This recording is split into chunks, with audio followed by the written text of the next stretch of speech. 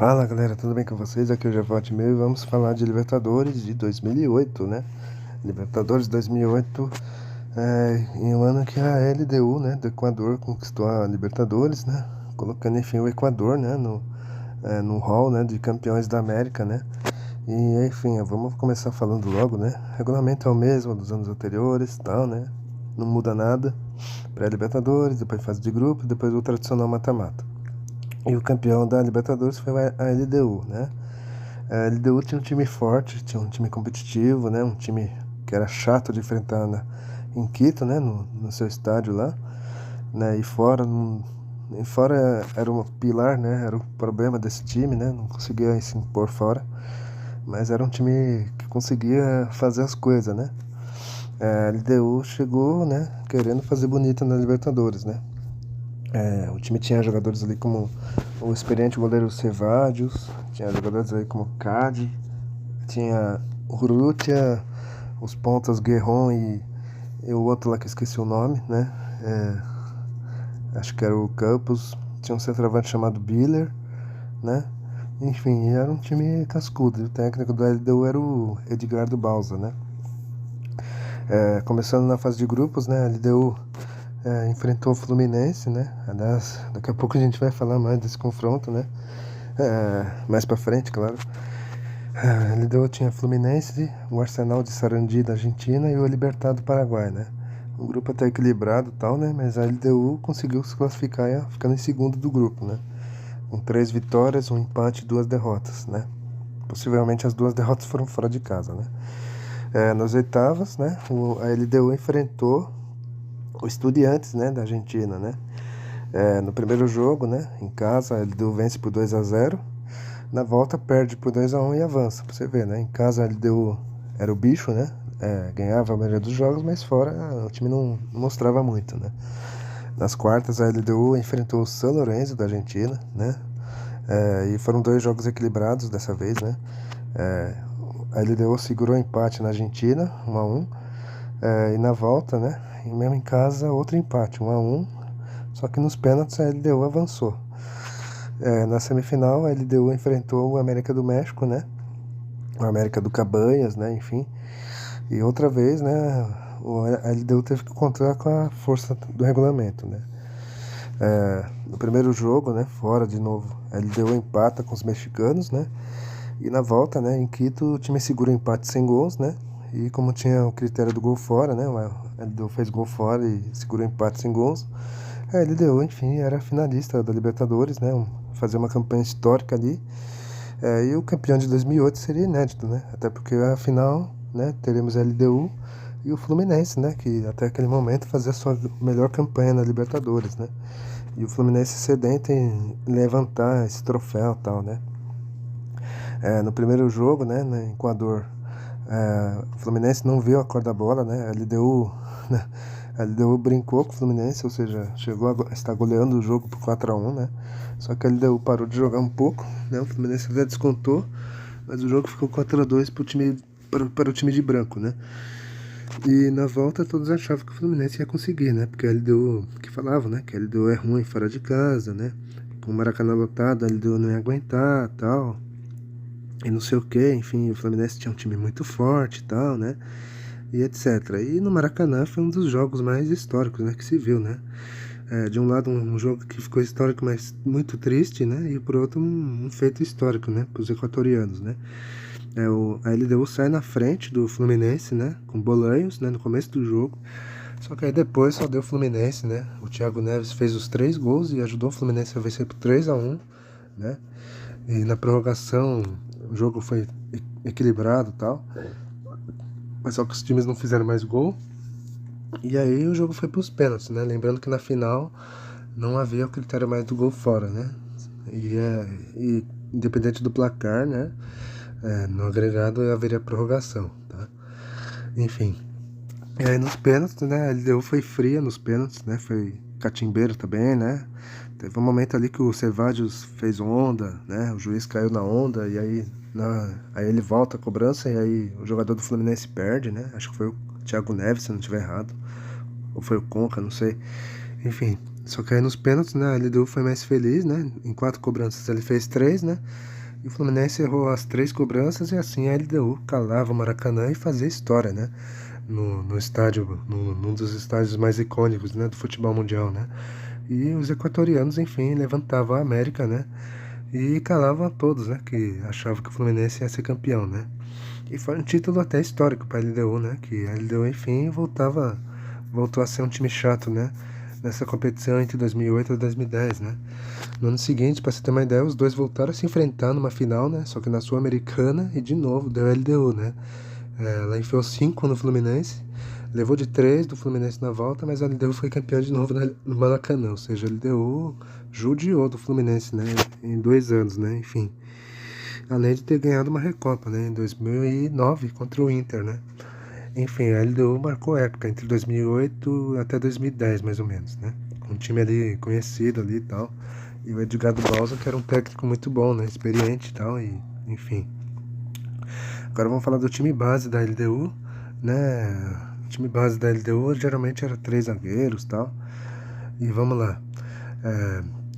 É meio complicado, porque tem jogo que ela jogava com 3 zagueiros, às vezes com 4, mas eu vou pegar aqui a escalação no 4-4-2, tá?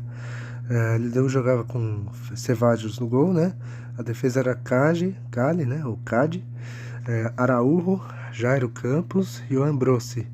Meio campo era o Urrutia, Henrique Vera, o Manso e o Bolanhos, né? No ataque, o Guerron e o Biller, né? Às vezes jogava, né, o Frank Salas, né? Esse cara já experiente, né? Jogador de seleção, inclusive. Às vezes jogava um tal de William Araújo, né? E era isso, né? O técnico era o Balsa, né? Como eu já falei. Agora vocês vão ver os gols da finalíssima, né, do Maracanã, né?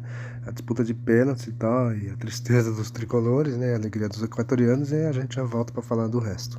De Manso leva a bola até Guerron. O mesmo filme de Quito se repete. O lateral, que é quase um atacante ator, chama o jogo e diz com o pé esquerdo: é o meu dia. Thiago Neves, nome e sobrenome e cruza para o iluminado Thiago Neves. 2-1. Repare que Dodô nem abençoado pé esquerdo de Thiago Neves. 3-1. O choro ainda é de alegria. Aos 12 do segundo tempo, mais 33 minutos pela frente, pé direito e certeiro de Urrutia. Já o pé de Conca, Ceballos pega. Fernando Henrique defende a cobrança de Campos. É a vez do até então herói da noite. Thiago Neves vai bater e Ceballos faz a paradinha às avessas para reclamar que a cobrança está demorando muito. A catimba funciona e o camisa 10 tricolor para no camisa 1 da LDU. Salas marca. Cícero também. Guerron cobra, faz e manda o Maracanã silenciar. Ceballos de novo. LDU campeã. No Fluminense, choro de quem jogou. Choro de quem acreditou. Na entrega da taça, uma gafe. Papel picado, tricolor. Os equatorianos nem se incomodam. Estrangeiros festejando nesse gramado. Não é... Bom, vocês viram aí, né, os gols, né, dessa final aí, né, que os tricolores choram até hoje, né. Bom, agora eu não choro tanto, mas enfim. A gente vai chegar no Fluminense, né. E vamos falar dos brasileiros, né, que foram 5, né. Tivemos Cruzeiro, Flamengo, Fluminense, Santos e São Paulo, ou seja, 2 carioca, 2 de São Paulo e 1 mineiro, né. Vamos começar pelo Cruzeiro, né. O Cruzeiro voltava a jogar na Libertadores depois de 4 anos, né. A última foi em 2004, né. O Cruzeiro começou na pré-Libertadores e avançou, né, sem sustos. Aí na fase de grupos o Cruzeiro enfrentou um grupo que tinha o São Lourenço, o Caracas e o Potosí, né. E novamente o Cruzeiro passa sem dificuldades, né, termina em primeiro do grupo. E nas oitavas o Cruzeiro enfrentou o Boca, né, e dessa vez não deu, né. O Boca venceu os 2 jogos por 2-1 e assim o Cruzeiro deu adeus à Libertadores, né. O time era até bom, era até interessante o time do Cruzeiro, mas, né, só que quando encarou um time chato que é o Boca, não deu pra fazer muita coisa, né. Agora vamos falar do Flamengo, né. O Flamengo deu vexame nessa Libertadores, né? Na fase de grupos, o Flamengo até avançou sem problemas, né? Ele enfrentou 2 peruanos ali, o Nacional do Uruguai. O Flamengo foi líder do seu grupo. Nas oitavas, o Flamengo enfrentou o América do México, né? No México, o Flamengo enfia 4-2 e parecia tudo tranquilo, né? Só que na volta no Maracanã, um dos maiores vexames, né, do Flamengo, né? Talvez, né? Com o placar tudo na mão, tudo. O Flamengo ainda vinha de conquista, né? Do Carioca e tal, né? Tava em euforia, tava em festa e tal. E parece que o time entrou mole em campo, disperso e tal. E o América surpreende. O Cabanhas acabou com o jogo. Aliás, foi nesse jogo que o Cabanhas ficou conhecido, né? E o América reverteu em pleno Maracanã, vencendo por 3-0. E assim o Flamengo, de forma vexatória, era eliminado da Libertadores, né? Quer dizer, o Flamengo foi muito feio, né? Quer dizer, se tivesse mantido o foco, talvez o Flamengo teria avançado, tá? E talvez, quem sabe, poderia sonhar com alguma coisa, né? Mas foi muito feio o que o Flamengo fez, realmente, né? Agora chegamos no Fluminense, sim, o Fluminense, esse a gente tem que falar mais, né? O Fluminense era um time forte em 2008, né? Era quase o mesmo time que foi campeão da Copa do Brasil em 2007, né? O Renato Gaúcho era o técnico, né? O Fluminense tinha jogadores ali experientes ali, como o Fabinho, né? Fabinho volante, tinha a Arouca, tinha Thiago Neves, né? O Cícero jogava, ainda tinha nomes ali como o Dodô, né? Que veio pro Fluminense, né? Tinha o Washington Coração Valente também, né? Vinha pro Fluminense ali para fazer história, né? Enfim, era um time forte. Ainda tinha uns nomes interessantes. Tinha o Gabriel, lateral, Thiago Silva, né? Um zagueiro ali promissor, né? Mas já, né, com uma certa história, já estava tendo história já no Fluminense, né? Enfim, era um Fluminense até competitivo, né? E experiente para fazer bonita, né? Porque a última vez que o Fluminense jogou a Libertadores fazia muito tempo, foi em 85, né? E a outra foi em 70, ou seja, até aquele momento tinha 2 participações. E nas 2 o Fluminense caiu na fase de grupos. Só que dessa vez o Fluminense foi bem longe para ultrapassar barreiras, né? O Fluminense jogou no grupo que tinha a LDU, o Arsenal da Argentina e o Libertad do Paraguai. E o Fluminense passeia nesse grupo, né? Consegue ser líder da fase de grupos e avança para as oitavas. E aí já consegui esperar, né? As más campanhas desses anos que eu citei, né? Enfim, consegui avançar de grupo, né? Só que o Fluminense não queria parar por aí, né? Queria ir longe, né? Nas oitavas o Fluminense encarou o Nacional de Medellín, né? Da Colômbia. E eliminou o time colombiano sem dificuldades, né? Ganhou de 2-1 lá e 1-0 no Maracanã. Aí nas quartas, né? O Fluminense encarou o São Paulo, né? O poderoso São Paulo, né? De Rogério Ceni, Muricy Ramalho. Tinha o Adriano Imperador no São Paulo, inclusive, né? Ele ficou ali uma breve passagem pelo São Paulo, enfim. Primeiro jogo o São Paulo vence por 1-0 no Morumbi, né? E no Maracanã, ali com 60 mil pessoas, né? Ou 65 mil, o Fluminense fez uma das partidas mais épicas até então, né? O Fluminense faz 1-0, né? O São Paulo no segundo tempo empata ali, né? Um lance que o Aloysio Chulapa consegue se livrar ali, faz o cruzamento e aí o Imperador empata de cabeça. Só que não deu nem tempo de comemorar, né? Porque o Fluminense 1 minuto depois faz 2-1 com o Dodô, né?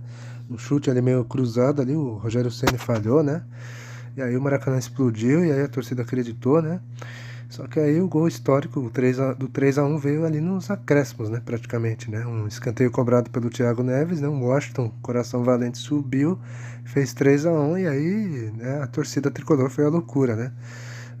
E aí teve boatos que teve torcedor que passou mal, teve torcedor que teve que ser socorrido, enfim, imagina a emoção que foi, né, para os tricolores, né, do Fluminense.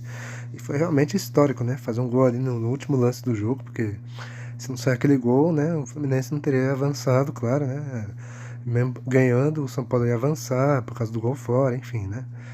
E foi épico, realmente, né, e teve o lance depois do fim do jogo, né, o Renato Gaúcho ali, né, sentado ali, né, vendo o vácuo ali, né, tipo, orgulhoso, né, dos seus atletas e tal, né, enfim. Agora na semifinal, o Fluminense encarou outro titã, né, em Libertadores, que era o Boca, né, o Boca Juniors, que era o atual campeão, tinha um time forte e tal, né. Só que diferente, né, dos anos anteriores, né, o Boca teve que mandar seu primeiro jogo, né, no campo do Vélez, né, porque o La Bombonera estava interditado e tal. O Fluminense segura o empate 2-2, né? Um ótimo resultado. E no Maracanã de novo lotado, né? O Fluminense novamente mostra força, né? O Boca faz 1-0. Aliás, os gols foram tudo no segundo tempo, né? Só que o Fluminense não se entrega, né? O time empata. O empate 1-1 já era o suficiente, né? Mas o Fluminense queria ir além e foi, né? O Fluminense vira o jogo 2-1 e aí faz 3-1 e elimina o Boca, né? E assim, aliás, depois de anos, né? Acho que o time brasileiro eliminava o time do Boca, né? Aliás, nem lembro qual foi a última vez, acho que foi desde o Santos Pelé, que não acontecia essa façanha, enfim. E o Fluminense passava por mais um gigante, né? E na final o Fluminense encarou a LDU, né? E como eu já falei na parte da LDU, né? O campeão de 2008 seria inédito, né?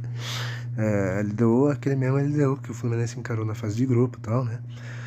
No primeiro jogo em Quito, o Fluminense não veio a cor da bola, né? O LDU enfia 4-2, né? E fica bem próxima do título. Com isso, o Fluminense teria que vencer por 3 gols para ser campeão, ou por 2 para levar para prorrogação e talvez pênaltis, né? E o Maracanã com 80 mil tricolores, né? Uma festa incrível, né? No Maracanã, com várias luzes, várias fumaças, várias... Nossa, peguem vídeos se vocês pegarem vídeos dessa época aí, Fluminense, LDU, torcida e tal, vocês vão ver a festa incrível que a torcida tricolor fez, tal, enfim. E a torcida acreditava em outra virada, né? Outra virada histórica e tal. Só que aí o Fluminense parece que entrou meio nervoso no jogo. A LDU faz 1-0 logo no começo com Bolanhos, né? Mas depois o time se acalma, coloca a bola no chão e começa a pressionar, né? E aí o Thiago Neves, né? Resolve tudo, né? Ele faz o empate, 1-1. Ele vira o jogo para 2-1, né? Uma cobrança de falta ali perfeita, né? E parecia que o título ia ficar perto, né? Porque só faltava 2 gols, né? E ainda tinha segundo tempo ainda, tal. Se precisasse até teria prorrogação, né? Enfim. No segundo tempo, o Fluminense faz 3-1, né? E acho que foi 3-1 que ele fez o gol de falta, o Thiago Neves, né? Se eu não estiver errado. Acho que foi, né? Eu não vou lembrar agora, acho que foi o 3-1, acho que foi de falta. E, pô, aí o Maracanã explodiu, né? Pô, faltava só mais um gol, né? O terceiro gol foi aos 13 do segundo tempo, ou seja, tinha mais 30 e tantos minutos ainda pela frente. O Fluminense poderia fazer mais um e conseguir o título, né? Imagina que façanha desse time. Só que depois parece que o Fluminense parou um pouco, parece que tirou um pouco o pé, acho que o time também cansou, sei lá. E aí a LDU começou a incomodar um pouco, né? Mas nada assim de outro mundo. Mas só mostrou força mesmo na prorrogação, né? Na prorrogação que a LDU começou a incomodar tal, tanto que teve um lance ali que o cara da LDU ia ficar na cara do goleiro Fernando Henrique, né? E o Luiz Alberto teve que fazer a falta e ser expulso, né? Enfim, aí o jogo ficou mais parelho e tal. Não sei o que houve com o Fluminense em tentar o quarto gol, enfim, talvez fosse o cansaço e tal, né? Enfim, o time tanto depois de reverter placares adversos, né? Talvez sentiu o físico, não sei.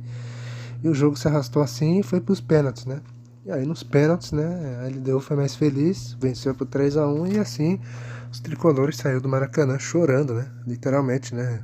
Foi o dia que o Maracanã, ensandecido de torcedores do Fluminense, saíram chorando, né? O Fluminense fez uma festa, tal, tudo, né? O time correspondeu, tal, mas nos pênaltis o título não veio. E o Fluminense chorou muito essa derrota, né? Uma derrota que ficou dolorida por anos, né? Por 15 anos, né? 15 anos depois o Fluminense, enfim, conquistaria a Libertadores, né? Mas só que isso a gente vai falar lá em 2023, né? Na edição de 2023, é claro. Mas até que no momento essa ferida ficou muito digerida nos tricolores, tá? E só seria encerrada só no ano que conquistou a América. Enfim, mas a gente vai chegar nisso quando chegar na pauta de 2023, tá? Enfim, foi uma derrota muito traumática, talvez uma das mais traumáticas da história do Fluminense, né? E é isso, tá, galera? Agora vamos continuar falando aqui. Agora vamos falar do Santos, né? O Santos chegou na Libertadores de 2008, né? Com um time mais modificado e tal, mas ainda assim um time que ao menos dava para avançar de fase, né? E o Santos avançou, né? O Santos penou um pouco ali no grupo, tal, mas avançou em segundo. Nas oitavas o Santos eliminou o América, né? Não, o Santos eliminou o Cúcuta da Colômbia, vencendo os 2 jogos, né? Por 2-0. Nas quartas o Santos encarou o América do México e dessa vez não deu, né? Assim, em 2007 o Santos eliminou os mexicanos, dessa vez o América se vingou, né? No Estádio Azteca o Santos perde de 2-0. Na volta na Vila, o Santos até tenta, né? Mas vence só por 1-0 e o Santos ficou pelo caminho. O Santos, aliás, em 2008 nem brilhou, sabe? O Santos nem mereceu destaque em 2008. Tanto que no Paulista o time ficou em 8º, no Brasileiro lutou para não cair, só ficou em 15º, enfim. Na Libertadores até foi um pouquinho melhor, mas nada assim de empolgar, né? E por fim chegamos no São Paulo, né? O São Paulo jogou um grupo que tinha o Nacional de Medellín, o Sportivo Luquenha do Paraguai e o Audax do Chile. Dessa vez o São Paulo se classificou sem sustos, né? Não empolgou, é verdade, na fase de grupo, mas classificou. E aí o São Paulo eliminou o Nacional do Uruguai, né? Nas oitavas, né? Após empatar fora e ganhar no Morumbi 2-0. Só que nas quartas o São Paulo foi eliminado de forma traumática, né? Pro Fluminense, né? O São Paulo venceu por 1-0 em casa, no Morumbi. Só que no Maracanã, né? O time leva de 3-1, com o terceiro gol ali no último lance do jogo. E de forma traumática o São Paulo foi eliminado, né? Até hoje os tricolores do Morumbi lembram, né? Desse jogo de forma triste, né? Dava pro São Paulo ter ido mais longe, né? O time era bom, era um time forte e tal, mas esse gol aí foi um gol muito traumático, né? E enfim, galera, bom, falamos dos brasileiros nessa Libertadores, ufa, né? Agora vamos falar do Mundial Interclubes, né? Mundial de Clubes, perdão. Onde os principais times eram a LDU, né? Campeã da América, e o Manchester United, né? Manchester United do Cristiano Ronaldo, né? Na semifinal a LDU encarou, né? O Pachuca do México e eliminou o time mexicano por 2-0. Enquanto que na outra semi, o United eliminou o Gamba Osaka do Japão por 5-3, né? Um jogo louco, né? Provavelmente. Né? E a final foi o que todos esperavam, né? O Manchester United contra a LDU. E não deu pra LDU, né? A LDU até jogou, lutou, tentou, né? Só que o United venceu por 1-0 com gols aos 30 e tanto do segundo tempo, né? Gol do Rooney, né? E assim, a LDU novamente não, né? A LDU acabava com o vice-campeonato, né? E o United ganhava seu segundo título mundial, né? Contando com aquele de 99, né? Que o United ganhou do Palmeiras, né? Enfim. E é isso, galera. Bom, a gente vai encerrar o vídeo, tá? Vocês vão ver o único gol desse jogo, né? Dessa final do Mundial de Clubes. Aí a gente vai encerrar o vídeo. Espero que tenham gostado, então dê um like, compartilhe o vídeo, comentem, e é isso. E falou! Finalmente, o Manchester espantou a zebra. Bola de quem? Cristiano Ronaldo para Rooney chutar cruzado e fazer o gol do título. O time inglês conquistou o segundo Mundial de sua história. Mais um título para Cristiano Ronaldo, favorito ao prêmio de melhor do mundo da FIFA.